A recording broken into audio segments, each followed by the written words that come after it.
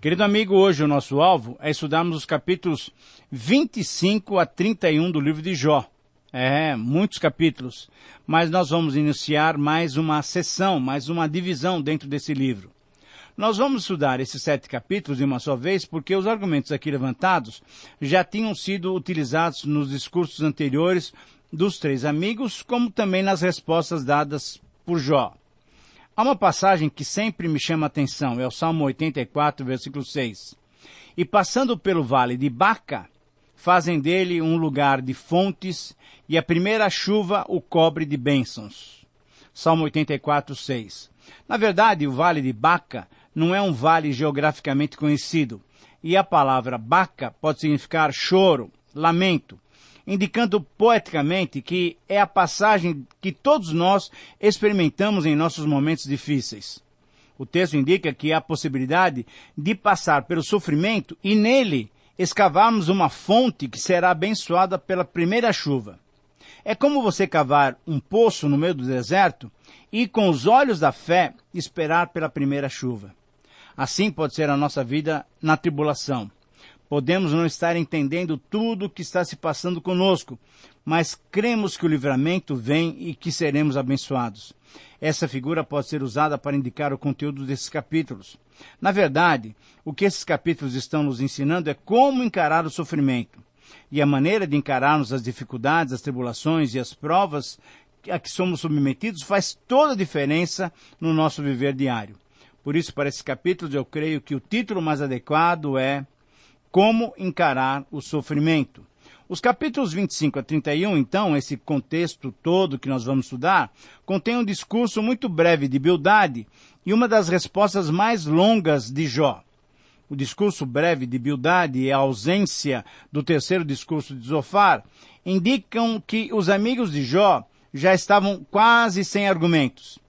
Percebemos que eles se apegaram a alguns poucos princípios e tentaram defendê-los até o fim, mas os argumentos de Jó e a sua insistência na sua inocência os deixaram sem o que falar.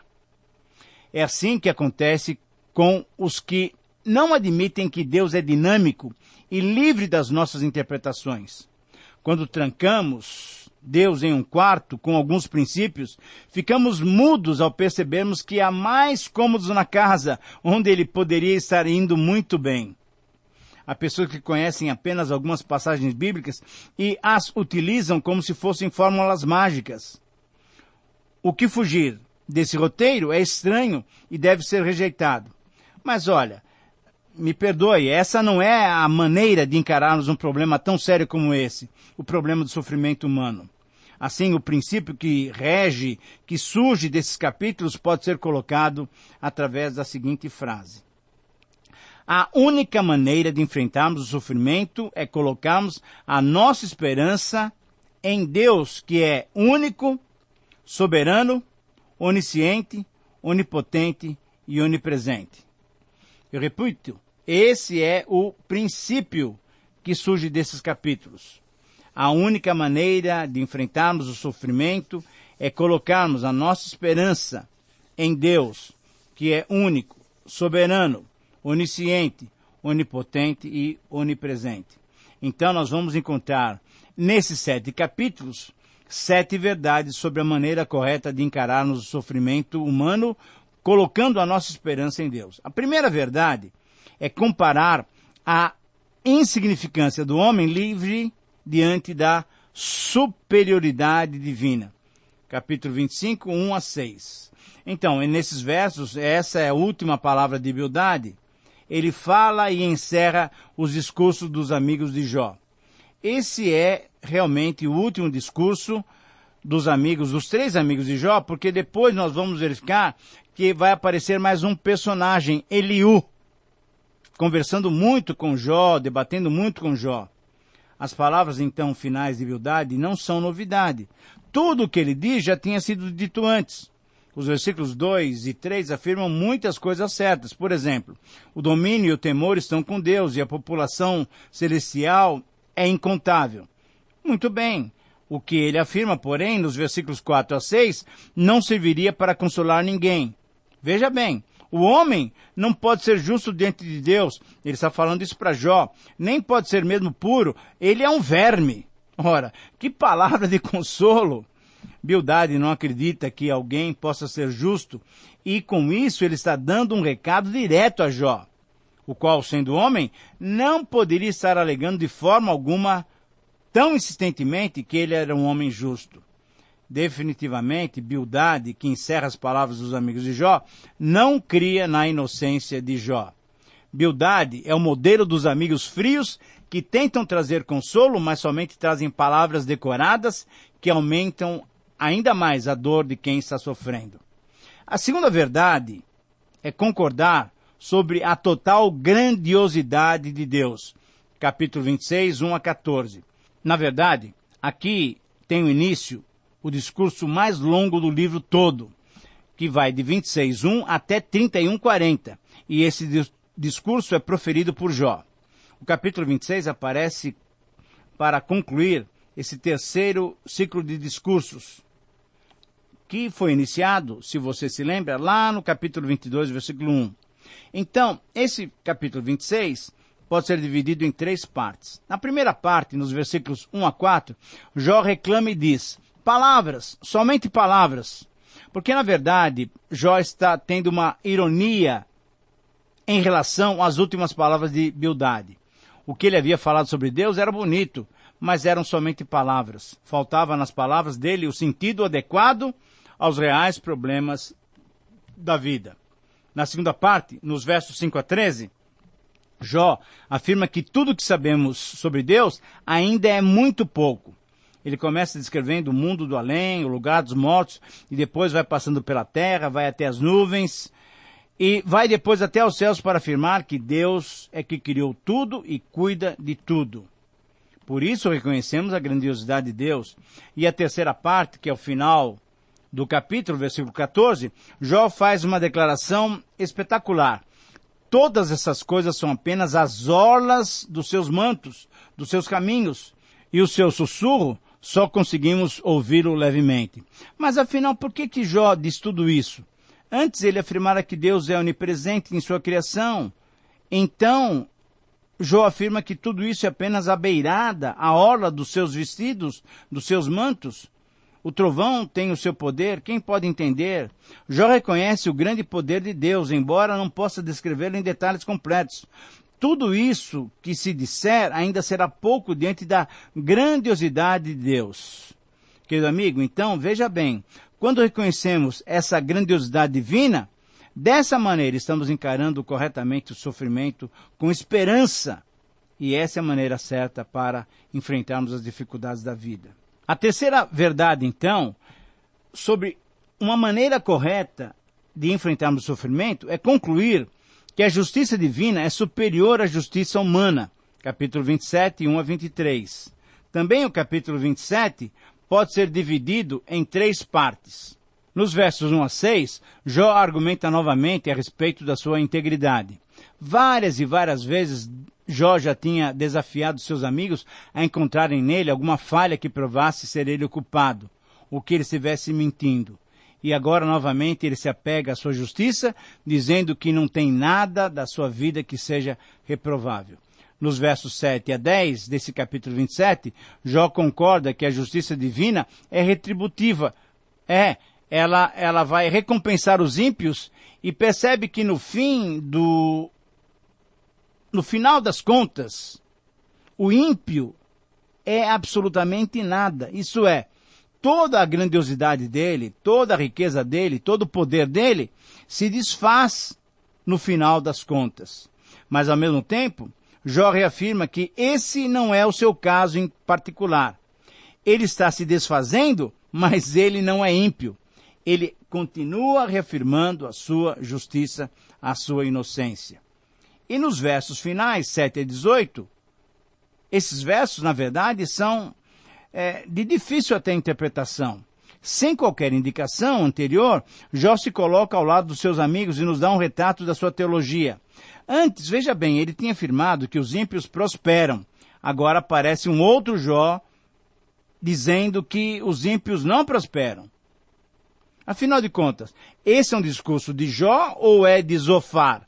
Veja bem, alguns estudiosos veem aqui um problema textual e questionam a ordem do texto que temos em nossas mãos. Mas, não considerando essa questão um problema impeditivo, no versículo 7, a referência a um inimigo pode ser uma referência aos seus amigos, e a expressão que seja, na verdade, indica uma imprecação de Jó contra eles.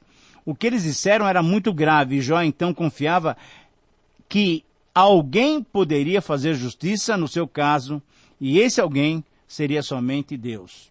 Nos versos finais, 11 a 23, Jó declarou que confiava que Deus puniria os perversos das maneiras mais diversas possíveis.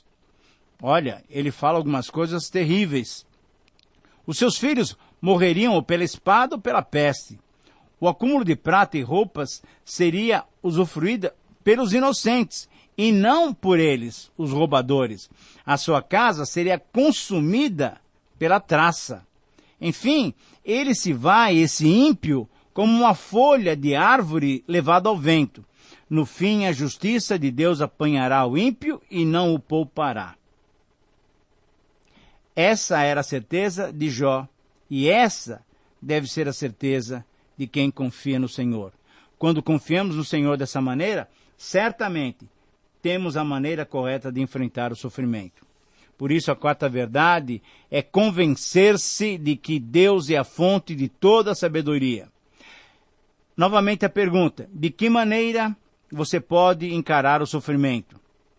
E a minha resposta, então, é apresentar uma quarta verdade. Isso é convencer-se de que Deus é a fonte de toda a sabedoria, conforme o capítulo 28, nos seus 28 versículos. Também aqui vamos dividir esse capítulo em 3 porções. Veja bem, nos versículos 1 a 11, Jó diz que o homem pode ter conhecimento, mas isso não significa que ele tem sabedoria.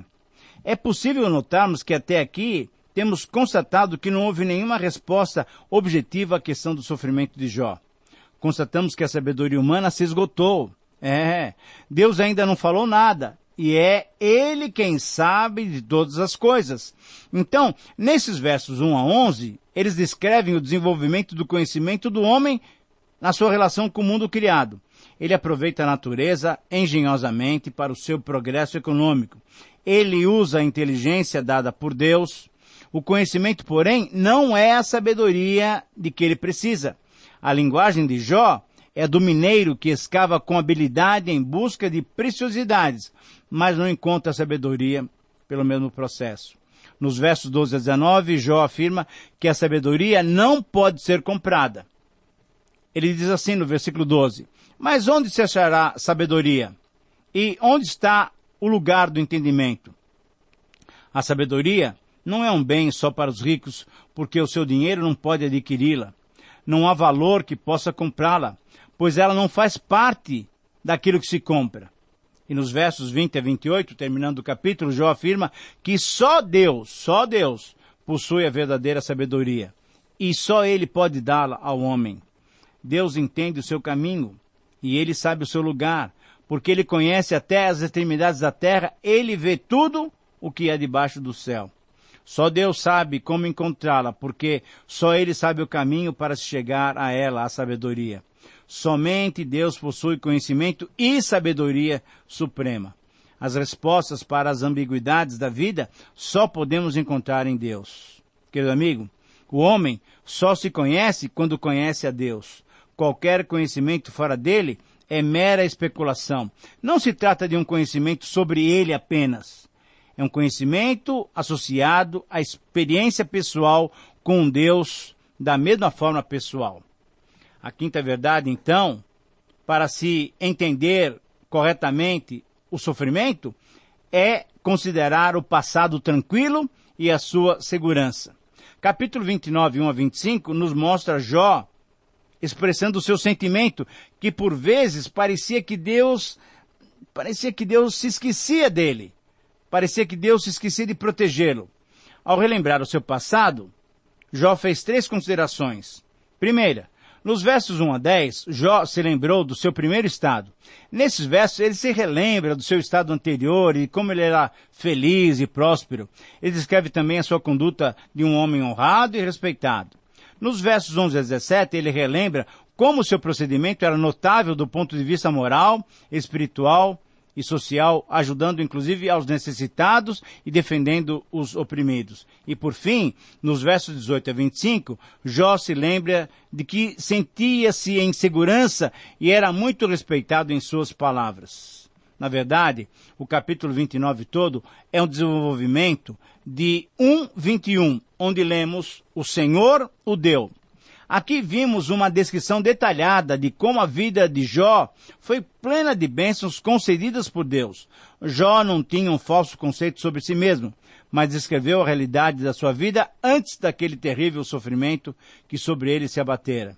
Se a pessoa não tiver um bom conhecimento de si mesmo, pode ficar se martirizando com complexos de culpa. Jó não sentia culpado, mas sentia-se sim injustiçado e esperava ansiosamente pela intervenção de Deus a seu favor. A sexta verdade pela qual devemos padronizar, devemos nos orientar e devemos entender o sofrimento em nossas vidas é constatar o presente. E o presente é atribulado e gera insegurança. Capítulo 30, 1 a 31. Depois então de relembrar o seu passado e perceber como estava seguro, nesse capítulo, Jó descreve o seu estado de humilhação, atual. Porém, ele confiava de que a maneira correta de encarar o sofrimento era colocar a sua esperança em Deus. Se no capítulo 29, Jó desenvolveu a primeira parte de 1:21, o Senhor o deu, aqui no capítulo 30, Jó vai expressar em detalhes o restante da frase de 1:21, o Senhor o tirou. Então, se o Senhor deu, o Senhor o tirou. E aqui ele faz essa afirmação de que o Senhor tinha tirado as coisas dele, dividindo esse capítulo em 3 partes básicas. Nos versos 1 a 15, Jó mostra como os homens o trataram.